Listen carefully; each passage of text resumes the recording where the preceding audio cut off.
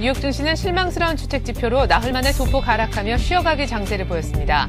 다우는 0.1% 하락해 1426에 마쳤습니다. 미국의 주택 경기 지표가 예상 밖의 저조하게 나오면서 영국, 프랑스 증시도 이틀째 하락했습니다. 독일만 뉴욕발 충격을 딛고 폐장 때까지 소폭 플러스를 유지했습니다.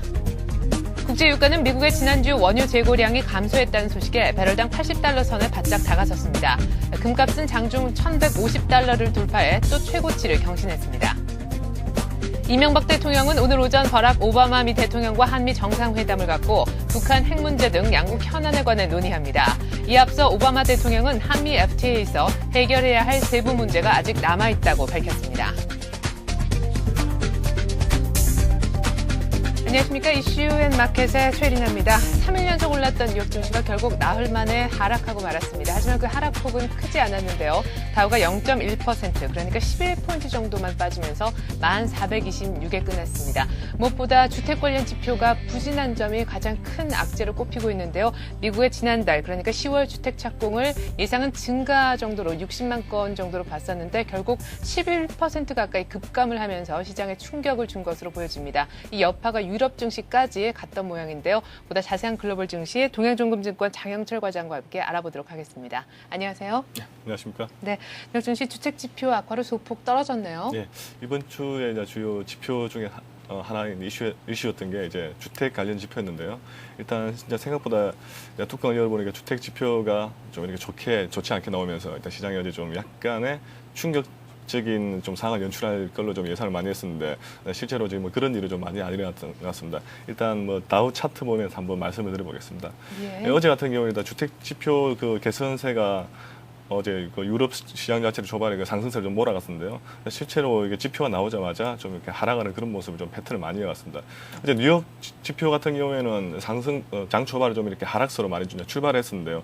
실제로는 그 시장에 대한 그 충격보다는 오히려 최근에 그 상승세 흐름을 타면서 대기 매수 자금들이 오히려 장 후반으로 갈수록 좀 더 시장을 좀 많이 끌지 않았나. 그래가지고 오히려 지금 플러스끈으로 좀 마감했던 게 좀 약간 특징적이었던 것 같습니다. 일단은 뭐 투자자들 심리나 최근에 뭐 경제 회복이라든지 경기 지표 같은 게 뭐 제조업 지표라든지 이런 게 좋게 나오면서 아무래도 지금을 매수 타임으로 또 잡고 있는 그런 투자자들에 대한 심리가 좀 이렇게 긍정적으로 좀 많이 발휘했던 어제 뭐 하루에 그 다우 그 차트의 그 모습을 좀 보여주고 있는 것 같습니다. 예, 개장 전에 발표가 됐었습니다. 말씀하신 대로 10월 주택 착공 건수 이것이 이제 시장에 가장 큰 충격을 준 요인으로 분석이 되고 있는데요.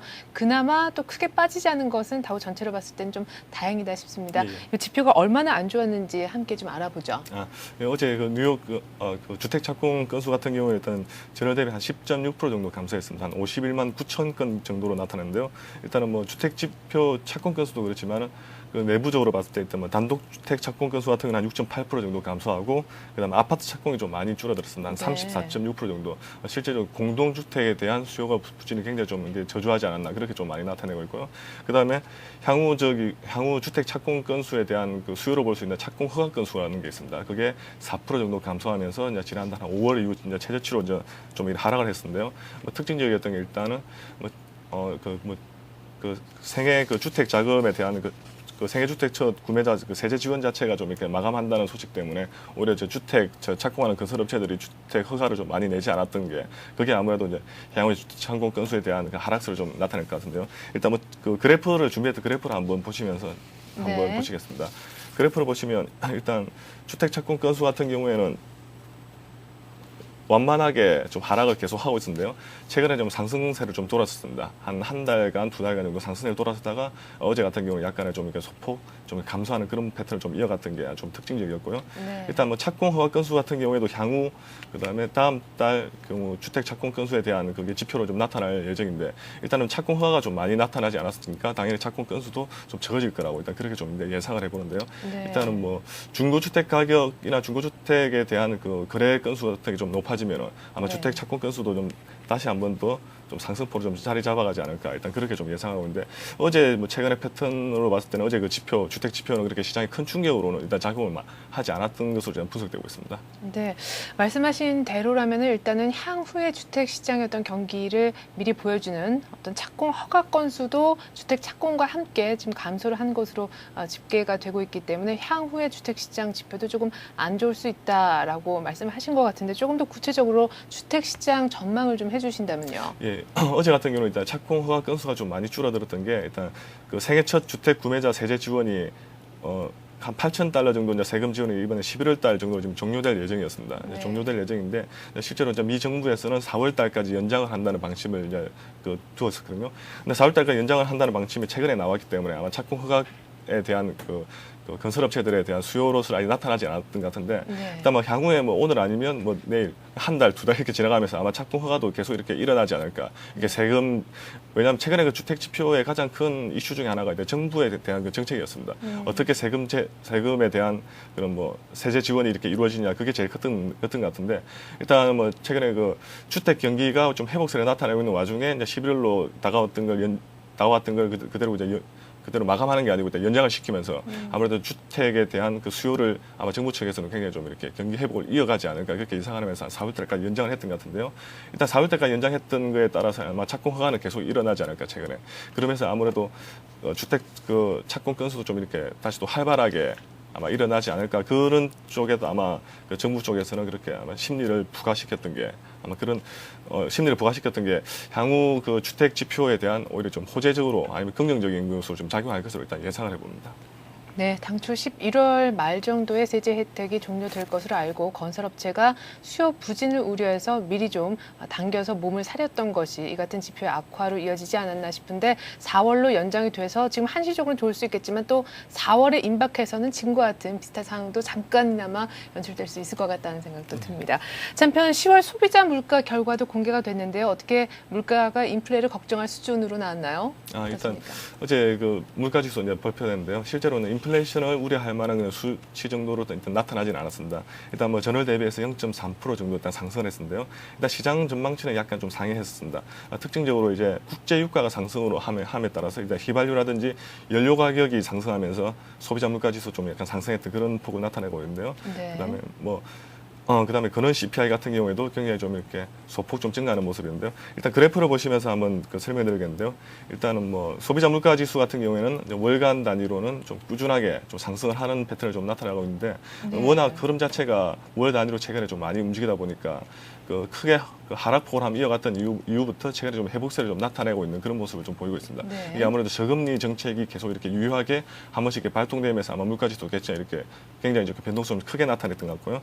그리고 뭐 연간으로 따져버리면 예전에 그 리세션 이후부터 큰 폭으로 하락한 이후부터 이제 물가가 어느 정도 상승을 하고 있는 그런 패턴 그렇게 지금 나타내고 있는데요. 아무래도 경기 회복을 어느 정도 이어가고 있다는 걸 아마 실제적으로 이제 시장이나 물가 지수를 통해서 지금 이제 간접적으로 나타내고 지금 있습니다. 네. 한편 업종 쪽으로 한번 들어가 봤을 때도 말이죠. 이렇게 연말 쇼핑 시즌 앞두고 이렇게 굵직굵직한 경제 지표가 부진하게 발표가 돼서인지 유통주가 또 약세를 보였고 기술주의 흐름도 딱히 좋지는 않았네요. 예, 어제 같은 경우 특징적으로 기술주들이 실적이 이렇게 좋지 않게 나오면서 이제 그 나스닥이 좀 이렇게 좋지 않은 흐름 보이는데요. 일단 먼저 지난주 월마트가 이제 실적 전망을 하면서 4분기 실적이 좋지 않을 것이라고 예상이 되면서 월마트가 오히려 좀 하락하는 그런 패턴을 좀 나타냈는데요. 일단은 그 미국 같은 경우는 일단 제조업이라든지 서비스업 이런 쪽에서 제일 컸던 이슈 중에 하나가 이제 12월 그 크리스마스 시즌인데요. 크리스마스 시즌은 굉장히 큰 하나의 그 소비 그 시즌으로 잡혔는데 일단 크리스마스 시즌이라든지 아니면 연말 그 시즌 그 소비 시즌 자체를 시장에서는 그 전망을 좋지 않게 나타내면서 아마 유통주 같은 경우에 최근에 하락세를 계속 이어나가고 있던 그런 모습 지금 보이고 있는 것 같은데요. 어제 같은 경우는 실적 발표라든지 아니면 순이익을 발표했던 게 BJ 홀세일이라든지 그다음에 BJ 홀세일 같은 경우는 3분기 순이익이 한 37% 정도 급감을 나타내면서 한 1.9% 정도 하락을 좀 나타냈고요. 또 이제 기술주 같은 경우에는 일단 세일즈포스닷컴이라든지 그다음에 오토데스크가 실적이 하락이 나타내면서 각각 한 10.3% 그리고 한 3.2% 정도 나타내면서 기술주가 좀 하락을 주도했습니다. 특징적으로 이제 AMD 같은 경우에는 일단 채권 발행은 한 $5억 정도 자금 조달 계획을 발표하면서 올해 10.57% 정도 상승했던 게 좀 약간 특징주 중에 하나였고요. 그리고 어제 같은 경우에는 또 헤지펀드 중에서 굉장히 좀 이렇게 전설적인 헤지펀드 회사가 있습니다. 폴슨 앤 컴퍼니라고 그쪽 캠프 내에서 이제 그 뱅크 오브 아메리카 같은 경우에는 은행 상각 추세가 굉장히 좀 둔화되고 있는 전망이고 향후에 주가가 한 2배 이상 상승할 것이라고 전망을 한다는 그 발언 때문에 한 3.68% 정도 상승했던 게 어제 뭐 특징주들의 좀 움직이었습니다. 네. 한편 크래프트 푸즈의 M&A 제의를 연거푸 거절을 했었던 이 캐드베리 인수전에요. 또 허쉬가 뛰어든다라는 소식이 들리면서 허쉬도 이제 떨어지긴 했었는데 이 소식은 또 유럽 쪽에서 한번 보다 자세하게 다뤄보도록 하겠습니다. 자, 이렇게 해서 뭐 여러 가지 지표들 또 그리고 실적 내놓은 업종 쪽 움직임까지 한번 알아봤는데요. 또 이 연방준비은행 총재 센트루이스 쪽 총재이신 것 같은데 미국의 금리 저금리 정책이 좀 장기간 유지가 될 수 있다라는 쪽으로 발언을 하셨더라고요. 예, 어제 같은 경우는 그렇게 좀 발언했는데요. 어제 아마 장 후반에 블러드 총재가 연준의 금리 인하가 일단 장기화 지속될 것이라는 소식 때문에 아무래도 어제 주가가 좀 약간 좀 상승세, 하락세를 둔화를 좀 많이 막았을 텐데요. 일단은 그 쪽에 대한 분석으로 따져버리면 일단 연준이 최근에 좀 이어가면서 미국이 한 두 차례 정도 있지 경기 침체를 좀 나타냈었는데 경기 침체가 한 두 차례 정도 이어가면서 금리 상승으로 나타나는 게 한 2년에서 3년 정도 걸렸다는 걸 이제 하나의 그 지표로 나타내면서 과거의 어떤 패턴이 예, 과거의 패턴을 나타내면서 이제 향후에 한 2012년 정도쯤 되면 아마 금리를 상승을 본격적으로 하지 않을까라는 그 시사 발언이 있었습니다. 아마 그것 때문에 시장 자체가 장 후반에 이렇게 매수 대기 자금들이 좀 나타나면서 좀 시장이 좀 이렇게 충격이 좀 덜했던데요. 일단은 분석적으로는 그렇게 좀 나타날 수가 있는데 아무래도 그 저금리 쪽으로 장기적으로 저금리로 가염에 따라서 아무래도 경기 회복 속도는 더 둔화될 수 있다는 부분도 일단 언급을 했기 때문에 일단은 뭐 빠르면 내년 정도에도 금리 상승이 있을 수도 있다는 걸 절대 좀 배제하지는 않았던 게 좀 그런 식으로 이제 언급을 좀 많이 했습니다. 네, 조심스러운 그런 발언이 있었지만 일단 저금리 정책을 당분간 좀 갖고 가지 않을까라는 어쨌거나 이런 얘기가 나오면서 뉴욕 외환 시장의 달러화 약세를 또 불러왔었던 것 같습니다. 달러화 가치, 유가, 상품 쪽 얘기들 좀 해주시죠. 네, 어제 같은 경우는 일단 그 주간 원유 재고가 발표가 됐는데요. 일단 이전치 한 180만 배럴 정도였는데 실제로 이제 어제 같은 경우에는 마이너스 한 90만 배럴 정도 나타나면서 유가 재고가 좀 많이 빠지면서 오히려 유가가 좀 이렇게 강세를 좀 나타냈습니다.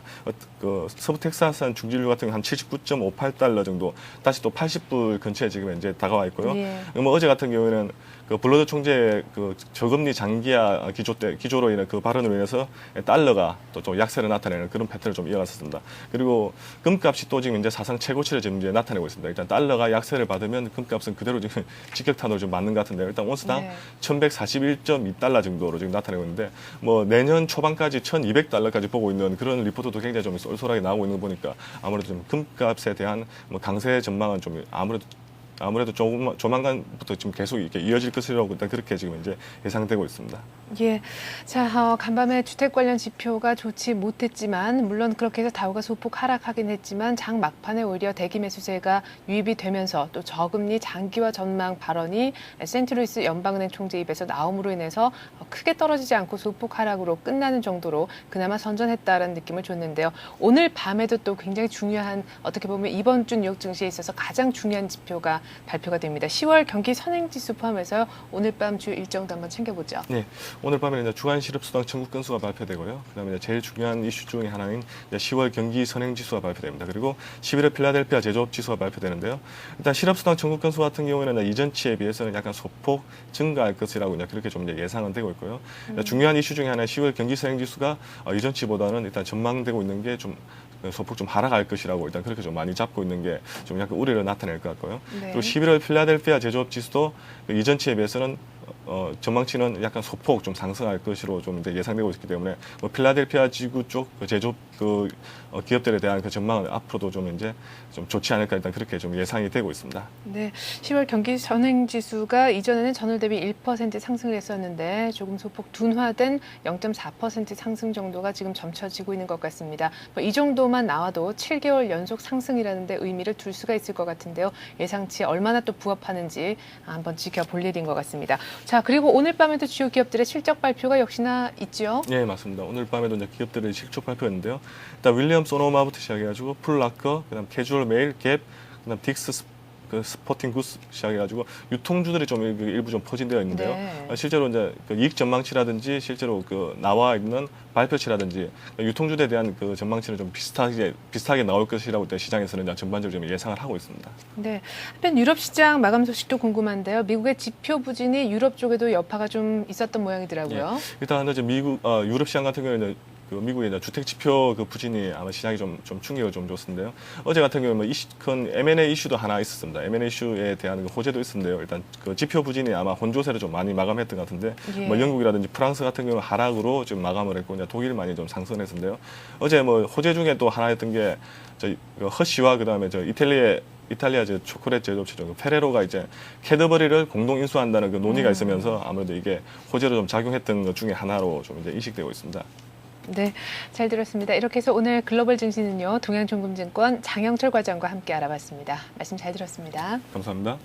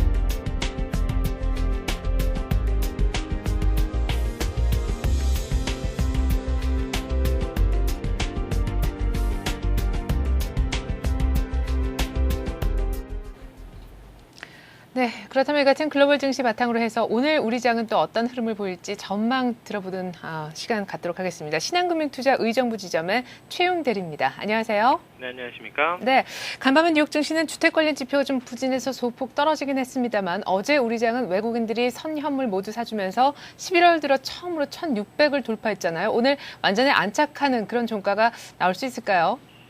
네, 전일 코스피 지수 오전 베이시스 개선으로 프로그램 매수가 들어오면서 17포인트 넘게 상승한 1603포인트로 마감했습니다. 20일 이동 평균선인 1600선 넘으며 개인의 차익 실현 매물 소화하는 과정을 거쳤다고 보이지만 오늘의 투자 변수는 60일 이동 평균선인 1630선 돌파 및 안착 여부에 주목해야 합니다. 수급선인 60일 이동 평균선 안착을 한다면 장기 박스권이 돌파한 것으로 그동안 미 증시와의 상관관계도 호전될 것으로 보이며 무엇보다 시세의 연속성 확보가 어려워 갈팡질팡하던 국내 증시 여건이 호전될 것으로 보이기 때문입니다. 하지만 안착에 실패한다면 다시 프로그램에 휘둘릴 가능성 높아 보여 지금 상황은 1630선 돌파 여부를 주목하며 돌파를 할 경우 오히려 매수 관점, 그리고 돌파를 하지 못할 경우 보수적인 시각을 견지해야 할 것입니다. 프로그램 매매를 살펴보면 지난주까지 베이시스 악화로 줄기차게 쏟아져 나온 프로그램 매도 물량은 옵션 만기 이후 안정을 찾아가며 프로그램 순매수가 들어오는 날도 많아지고 있습니다. 프로그램 잔고 수준을 고려해 볼 때 이제는 순매도보다는 순매수가 들어올 가능성 높아진 상황이며 매매 타이밍을 고려할 때 프로그램 순매수가 들어오고 있는가를 체크하시기 바랍니다. 세 번째 투자 변수는 환율입니다. 대표적인 해외 시장인 미국은 실업률이 늘어나는 우려 속에서도 소비 회복 기대감 상승 등 경제 지표 호전의 영향으로 연고점을 나날이 갱신하고 있으며 상해 종합 증시 역시 매우 견조한 흐름이 이어가고 있는데 유독 국내 증시에만 무슨 문제가 있는 것처럼 좀처럼 상승하지 못하는 모습 이어지고 있습니다. 그 이유를 살펴본다면 환율 하락으로 인해 수출 경쟁력이 하락함으로써 단기적으로 급반등이 가능했던 올해 3분기에 비해 4분기 그리고 내년 1분기 실적이 다소 둔화될 수 있다는 우려가 작용을 하고 있기 때문입니다. 또한 달러 약세와 동반하여 석유를 비롯한 원자재 가격이 상승하고 있는데 이러한 가격 상승은 결국 수출 상품의 단가 상승을 불러와 수출주 비중이 높은 국내 증시에 악영향을 미칠 수 있을 것이라 판단하기 때문이라고 하겠습니다. 따라서 오늘 역시도 환율이 연저점을 경신하며 하락하는지를 투자 변수로 고려해야 합니다. 환율이 안정되지 않는다면 외국인의 매수세는 강하지 않을 것으로 보이며 수급 여건이 개선되기까지 기간 조정이 이어질 수 있다고 보입니다. 네, 다행히도 어제 외국인들이 선현물, 특히나 선물 쪽에서 또 파격적인 매수세를 보여줘서 1600을 돌파하긴 했는데 말씀하신 것처럼 지금 1630포인트, 60일 이평선이 돌파할 경우에 좀 적극적인 가담도 한 번쯤 생각해 볼 수 있는 자리라고 하셨지만은 미국 증시가 또 소폭 하락했었고 또 환율이 또 변수라서 말이죠. 오늘 투자 전략은 어떤 식으로 세워보면 좋을까요? 네, 전일의 상승으로 1600선을 돌파, 지수 전저점 높여가며 상승하고 있지만 전체적인 상황이 개선되고 있다고 판단하기는 다소 이른 감이 없지 않습니다. 환율의 하락이 지속되고 있는 상황이고 외국인의 순매수 또한 강하게 들어오고 있지 않고 있기 때문에 1630선 회복을 기다리며 보수적인 시각 견지하는 편이 좋아 보입니다. 따라서 지지부진한 국내에만 초점을 맞추기보다는 여건이 좋아지고 있는 중국 내수 경기 회복에 초점을 맞춘 수혜주에 관심을 갖는 것도 좋은 전략 될 것입니다. 특히 미국과 중국, 양국 간 무역 불균형 문제가 꾸준히 제기되고 있는 가운데 위안화가 절상될 가능성 또한 높아 상승 탄력이 확대될 수 있다는 점에 주목해야 합니다. 이번 버락 오바마 미국 대통령과 후진타오 중국 주석의 정상회담에서도 직접적인 압력은 없었다고 하지만 시장 위주의 입장 변화를 촉구했다고 하고요. 국제신용평가회사 무디스는 중국이 2015년까지 균형을 맞추기 위해 매년 5%씩 위안화 평가 절상할 것이라고 전망하고 있습니다. 한국의 경우 대중국 및 해외 직접 투자 규모가 커 위안화 절상의 수혜 국가가 될 수 있으며 그중에서도 중국 수출 규모가 크고 중국 내 투자 자산 규모가 큰 기업을 주목해야 합니다. 관련주로는 아모레퍼시픽, 포스코, 오리온 등이 연중 신고가를 갱신하며 꾸준한 상승세 이어가고 있는 좋은 모습 보여주고 있으며 추가 상승이 가능하다는 점에서 관심이 필요합니다. 하지만 위안화가 절상되더라도 제한적이고 완만하게 진행될 가능성 높다는 점을 염두하면서 관련주들이 급등할 때 추격 매수하시기보다는 신고가 후 차익 실현 매물이 나오는 조정 시에 매수하신다면 보다 수익률을 극대화할 수 있지 않을까 생각합니다. 네, 원달러 환율 하락 이슈 그리고 위안화 절상 이슈가 함께 겹치는 중국 관련 우리 내수주 쪽이 좀 유망해 보인다는 말씀해 주셨었는데요. 은행주 쪽, 특별히 증권주가 어제는 또 1600을 돌파하자마자 무슨 약속이나 한 듯이 항상 오르곤 하지 않습니까? 이 증권주 혹시나 지금 홀딩하고 계신 분들의 어떤 대처 방법은 어떤 식으로 하면 좋을지요? 예, 증권주 매수 시점에 따라서 요 접근 방법이 달라질 수 있다고 생각을 합니다. 증권주 같은 경우 저가 매수를 하신 분들 같은 경우에는 지금 1600선 넘어가면서 1630선 부근에서는 이익 실현을 어느 정도 고려하시는 것도 좋겠지만 그렇지 않으신 분이라면은 지금 전체적인 수급 상황 1630선이 돌파하는데 무게를 둔다면 조금 더 보유하시는 전략 또한 유효해 보이고 증시가 상승한다면 금융주, 은행주를 포함한 증권주들이 가장 먼저 움직일 수 있기 때문에 선취매 관점에서 보유하시는 관점 유효하겠습니다. 네, 그리고 오늘 하나만 더 여쭤보기로 하죠. 오늘 한미 정상회담이 이제 오늘 오전에 있을 텐데 FTA 관련 논의가 뭔가 조금 진척된 움직임을 보이리라는 지금 예측들이 많이 나오고 있잖아요. FTA 관련주 어떤 테마성으로 오늘 조금 움직일 가능성도 있는지요? 예, 물론 현재 강력한 매수세가 없다는 점에서 테마 위주로 시장 움직일 가능성이 있지만 변동폭이 크고 사실 그런 테마 위주로 섣불리 접근했다가는 차익 실현 매물들로 인해서 다소 이익 실현이 어려울 수 있다는 관점에서 오늘 같은 경우에는 시장을 일단 관망을 하면서 모두 다 알고 있는 사실이기 때문에 섣불리 접근은 하지 마시고 좀 지켜보시면서 시장을 대응하시는 편이 좋다고 생각합니다. 네, 알겠습니다. 일단 1630 넘으면 은행, 증권 이쪽도 한번 생각을 해볼 수가 있는 자리이다. 그리고 FTA 관련 테마는 이미 알려진 그런 뉴스를 갖고 있는 재료이기 때문에 조금 위험할 수 있다, 리스키하다라는 말씀까지 해주셨습니다. 자, 그렇다면 오늘 같은 날은 어떤 종목을 좀 유의 깊게 보는 것이 필요할까요? 예, 금일의 엣지 종목은 CJ 오쇼핑입니다. CJ 오쇼핑의 추천 이유로는 앞서 말씀드렸듯이 중국 내수 경기 회복 수혜주가 될 수 있다는 점입니다. 중국 상해 지역 중심 상권에 성공적으로 진입한 동방 CJ 때문인데요. CJ 오쇼핑이 30% 지분을 확보하고 있는 동방 CJ가 조만간 24시간 전용 채널 확보를 통해 2010년부터는 본격적인 성장과 수익 창출 단계에 진입할 전망이며 동방 CJ의 본격적 실적 상승을 계기로 글로벌 해외 진출 성장 모멘텀이 부각이 예상이 됩니다. 수급적인 측면을 고려해 볼 때도 외국인이 10월 말부터 꾸준히 매집하고 있으며 전일 장중에도 5일선이 지지를 받으며 상승 추세 유지하고 있는 모습으로 추가 상승 가능해 보입니다. 따라서 목표가는 온미디어 인수 관련 이슈로 인해 큰 폭으로 하락하기 전인 92,000원으로 설정을 하며 매수가는 어제 종가인 38,700원, 그리고 손절가는 8만 원으로 하겠습니다. 네, 잘 들어봤습니다. 이렇게 해서 CJ 우쇼핑 얘기까지 들어봤는데요. 오늘장 전망은 신한금융투자 의정부 지점의 최용 대리께서 해주셨습니다. 고맙습니다. 네, 감사합니다.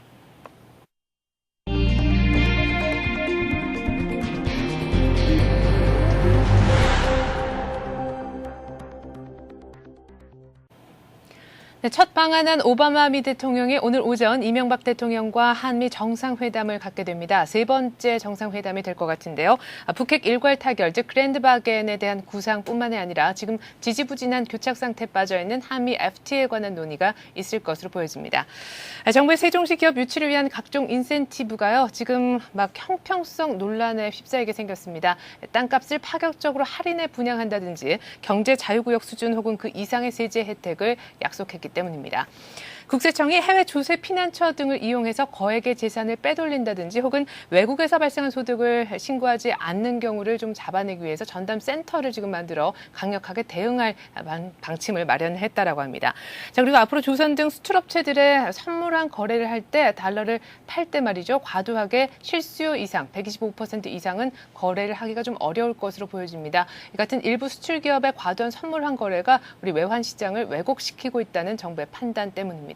자, 같은 내용 가지고 오늘 뉴스 따라잡기 시간 진행해 볼 텐데요. 신경립 기자와 함께하겠습니다. 안녕하세요. 안녕하세요. 네, 먼저 한미 정상회담 얘기를 좀 해봐야 되겠죠. 오늘 양국 정상들이 논의할 현안들이 몇 개 있어요. 네, 오바마 대통령이 이 대통령과의 정상회담을 위해서 어제 저녁 취임 후 처음으로 한국을 방한했는데요. 오늘 청와대에서 회동을 가질 예정입니다. 이 대통령과 오바마 대통령의 정상회담은 지난 4월 런던에서 열렸던 G20 금융정상회의, 그리고 이 대통령이 미국 워싱턴을 방문했던 지난 6월에 이어서 이번이 세 번째입니다.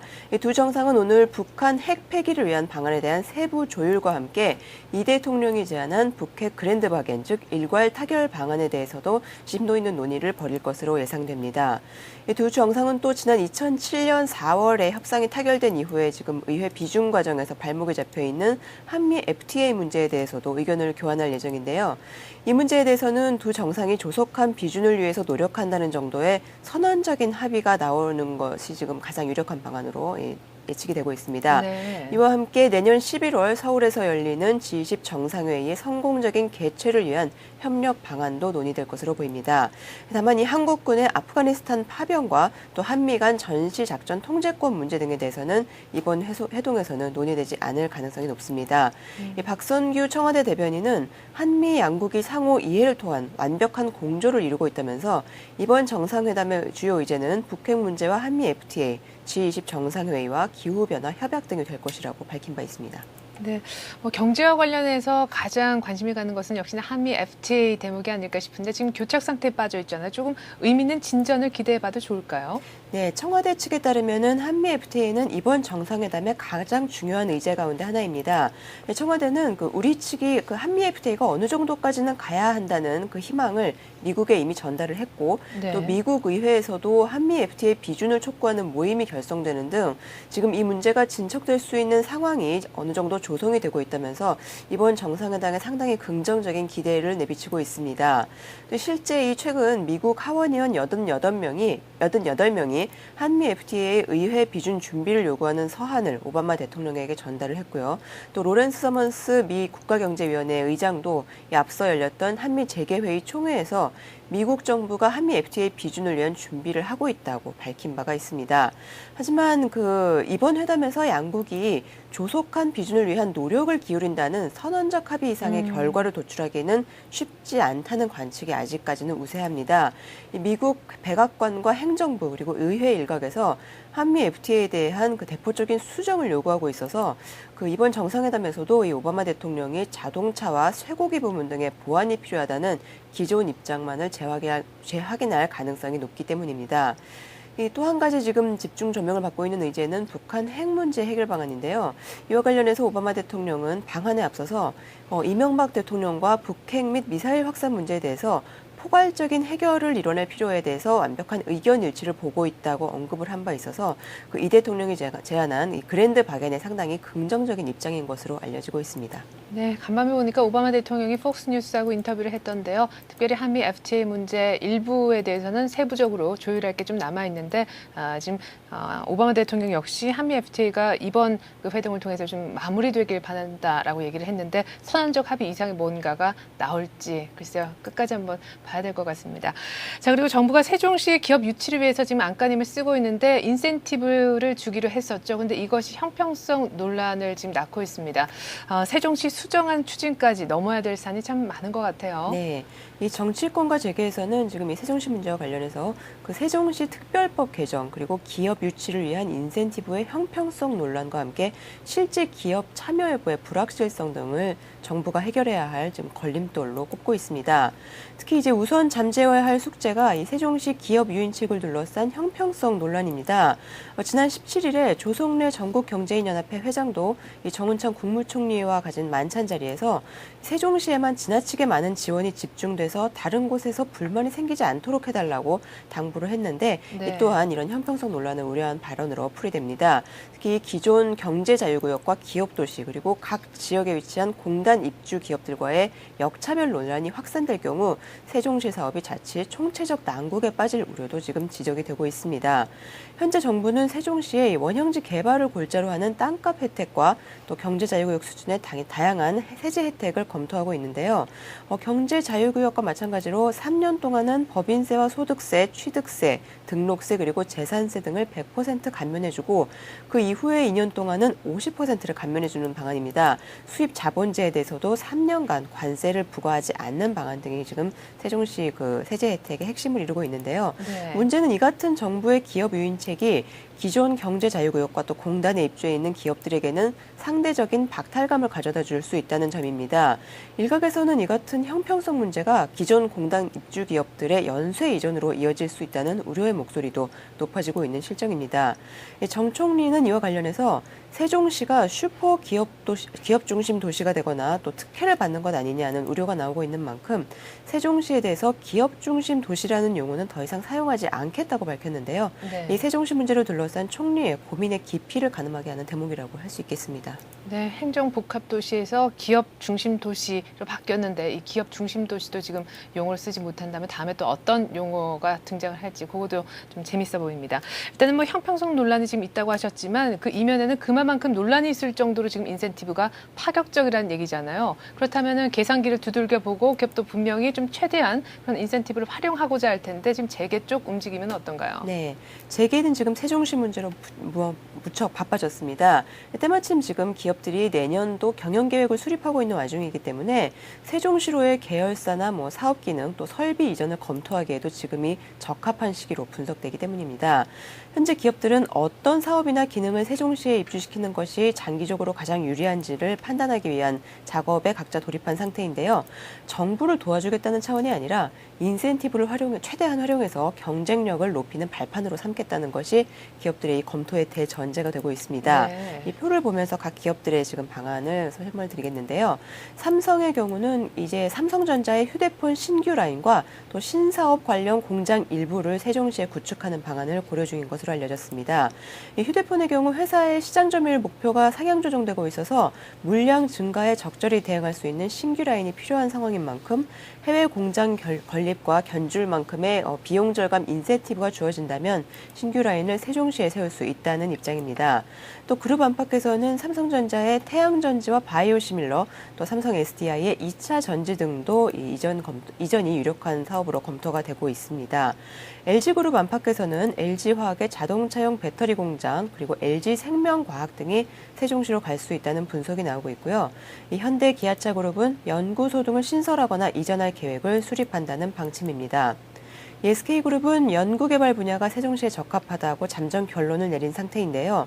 현재 SK그룹은 대덕의 SK기술원에서 SK에너지를 중심으로 미래에너지 등을 개발을 하고 있고 또 SK텔레콤은 경기도 분당에서 통신 관제와 R&D를 각각 진행하고 있는데요. 네. 이들 기능이 세종시로 한데 모일 경우에는 의외로 큰 시너지를 창출할 수도 있다는 분석이 나오고 있습니다.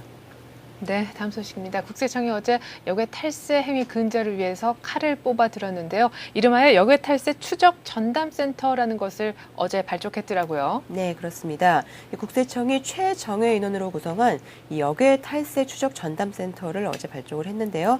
이 전담센터는 앞으로 조세 피난처에 비자금을 조성하거나 또 해외 현지 법인과의 이 번식 거래 행위를 하거나 또 불법 해외 자산 반출하는 등의 행위를 집중 감시하고 추적하는 역할을 맡게 됩니다. 이 전담센터는 국세청 차장 직속 조직인데요.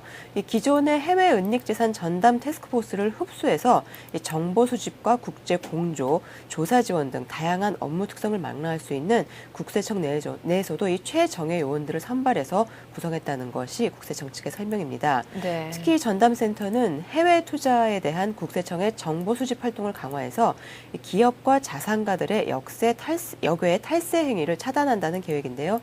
이를 위해서 해외 부동산이나 기업의 등기부, 또 국내외 기업의 재무자료 데이터베이스, 기업의 공시자료 등에 대한 분석 작업을 강도 높게 펼치기로 했습니다. 또 해외 과세당국과 조세범에 대한 정보를 교환하는 등 대외 네트워크를 확대해서 국제적인 공조체제도 구축한다는 방침입니다. 이 분석 대상은 주로 기업의 대주주가 국외 투자를 가장해서 해외 현지 법인의 거액을 송금한 다음에 아무런 투자도 하지 않고 바로 유출을 해서 부동산을 취득하거나 또는 자녀의 유학 경비로 이용하는 경우, 또 도박이나 해외 골프로 탕진하는 행위 등이 해당이 되겠습니다. 이 밖에도 조세 피난처와 금융 비밀주의 국가를 이용해서 비자금을 조성하는 행위나 경비를 과다 계상하는 변칙 거래를 이용해서 해외 비자금을 조성하는 행위, 그리고 해외 현지 법인을 무단 폐업하는 방식으로 자금을 해외로 유출하는 행위 등이 모두 이 분석 대상이 되겠습니다. 네, 정부로서는 해외 탈세 행위 근절하는 것이 어찌 보면 당연한 일일 텐데요. 왜 하필 지금 이 시점에 이렇게 전담센터까지 설치해서 이 문제를 수면 위로 끌어올리느냐에 대한 일단 의문이 있습니다. 우연의 일치인지는 모르겠지만 지금 효성그룹 일가에서 어떤 미국의 부동산 거래 의혹이 또 이는 딱 이런 시점 아닙니까? 네, 사실 이 국세청이 이번에 전담센터를 설치한 것은 이 불법적인 해외 재산 반출 행위가 어떤 사전에 치밀한 계획하에서 은밀하게 이루어지기 때문에 이 통상적인 정보 수집이나 세원 관리 시스템만으로는 예방에 한계가 있다는 판단에 따른 것으로 분석이 됩니다. 또 이 세계적으로도 지금 해외 탈세를 방지하기 위한 제도가 신설되거나 또 강화되는 추세인데요. 이 같은 점 역시 고려가 된 것으로 보이고요. 이와 함께 이 막대한 규모에 달할 것으로 보이는 해외 탈세를 근절할 경우 이 부족한 세원을 확충할 수 있다는 점도 정부로서는 무시할 수 없었던 것으로 지금 고려가 됩니다. 경제협력개발기구에 따르면 지금 전 세계의 역외 자산 규모가 2조에서 많게는 11조 5천억 달러에 달하는 것으로 추정이 되는데요. 미국은 자국의 이 역외 탈루액이 1,000억 달러에 달할 것이라고 지금 추산을 하고 있습니다. 네. 우리나라 역시 적잖은 세금이 암암리에 해외로 지금 새어나가고 있는 것으로 추정되기 때문에 이 같은 해외 탈루를 방지한다면은 세원에 막대한 도움을 될 수가 있겠죠. 예. 또 한편으로 지금 최근에 효성그룹 일가의 미국 부동산 거래 의혹에 대해서는 국세청 측은 지금 당장 전담센터가 추적하지는 않을 것이라는 입장을 밝히고 있습니다.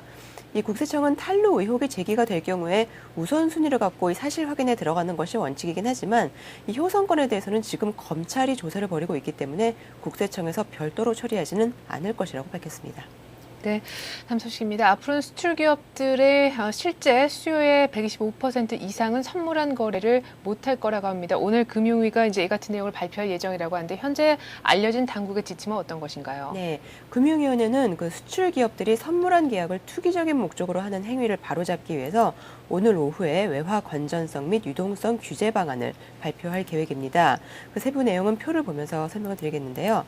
이 금융위원회는 우선 수출 회사가 환해지를 위해서 선물안을 매도할 경우에는 실수요의 125% 수준까지만 이를 허용할 방침입니다.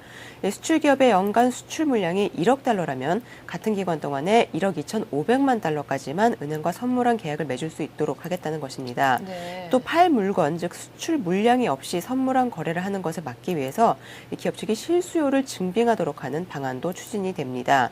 정부는 또 이 같은 선물안 규제와 함께 이 개별 회사의 외화 유동성 비율을 산정할 때 외화 자산 형태별로 가중치를 줘서 은행들이 현금화가 쉬운 자산을 보유하도록 할 방침인데요.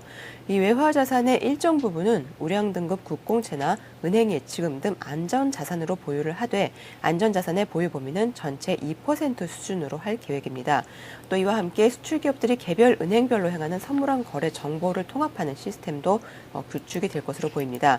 정부는 다만 이 규제의 핵심 사안이라고 할 수 있는 외화 자산 한도 설정 문제에 대해서는 이번에 유보한다는 방침을 세운 것으로 네. 알려졌는데요. 현재 이 문제는 바젤위원회에서 논의가 되고 있는 사안이기 때문에 이 논의가 이제 마무리된 이후에 추후에 검토한다는 쪽으로 방침을 세운 것으로 알려졌습니다. 네, 그렇다면 당국이 이 같은 조치를 내놓은 이유가 뭔지 좀 들어보고 싶은데 아까 좀 전에 이제 앞서서 투기 세력을 잡기 위한 것이다라고 이제 살짝만 얘기를 해주셨잖아요. 네, 그렇습니다. 정부 조치는 그 일부 수출 기업들이 실제적으로 수출 물건이 없는데도 과도하게 선물한 거래를 하면서 이제 문제를 일으키고 있기 때문인데요. 이 선물한 매도가 은행을 통해서 현물 시장으로 쏟아져 나오면서 환율 하락을 촉발하고 또 시장을 왜곡시키고 있다는 판단에 따른 것입니다. 실제로 수출 업체들이 수출 대금 이상의 과도한 환해지를 할 경우에 선물한 거래 상대방이 되는 은행도 필요 이상으로 외화를 차입해야 되고 또 이 물량이 다시 외환 시장에서 이제 과도한 달러화 공급으로 이어지면서 환율 왜곡 문제가 발생되어 온 것이 사실인데요. 앞서 이 진동수 금융위원장은 최근 한 강연 자리에서 기업을 직접 규제할 수는 없겠지만 은행이 일정 수준 이상 계약을 체결하기 어렵도록 하는 등 간접적이고 미시적인 차원의 규제와 감독이 필요하다고 밝힌 바 있습니다. 네, 환율이 이제 연저점을 계속해서 경신하고 있는데 이를 막기 위한 당국의 움직임도 여러 각도로 참 발빨라졌다라는 느낌이 듭니다. 이렇게 해서 오늘 뉴스 따라잡기 시간은요. 설경제신문 신경립 기자와 함께했습니다. 신 기자 수고 많았습니다. 감사합니다.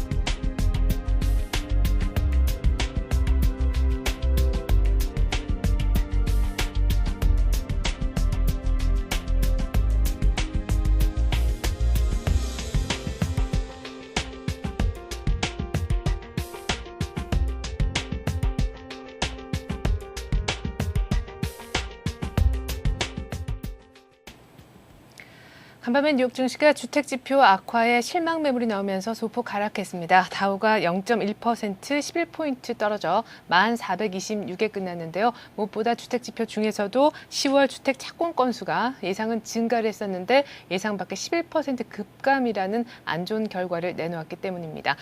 오늘 밤에는 또 미국 쪽에서 10월 경기 선행지수가 발표된다고 하는데요. 미국 쪽에선 특별히 지표의 중요성이 부각되고 있는 것 같습니다. 우리보다는 상당히 견조한 흐름을 보여주고 있는 뉴욕 증시, 과연 지표에 따라서 또 어떻게 흘러갈까요? 저는 내일 다시 오겠습니다. 고맙습니다.